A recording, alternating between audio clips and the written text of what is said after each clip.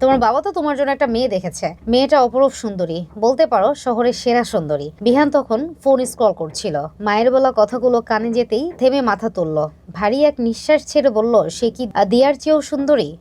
তো আপনি হয়তো বা এই প্রশ্নটা শুনে কিছু হলেও বুঝতে পারছেন দিয়া কে, বা দিয়ার চেয়েও সুন্দরী এটা বলার কারণ কি।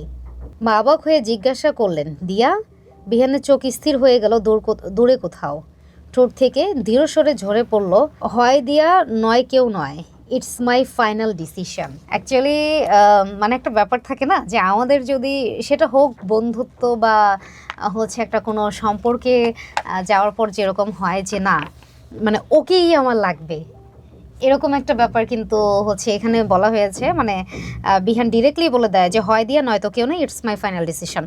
একটা ব্যাপার আপনি যখন একটা মানুষকে ভালোবাসেন, আপনি তাকে নিয়ে অনেক ধরনের স্বপ্ন আকাঙ্ক্ষা দেখবেন, এটাই স্বাভাবিক। এবং এরকম টাইপের গল্পটাই কিন্তু এক বৃষ্টি স্নাত সন্ধ্যা, এই যে বিহান যে চরিত্রটা শুনছেন আর দিয়া, তাদের মধ্যেও এরকম একটা প্রেম ভালোবাসার সম্পর্ক থাকে।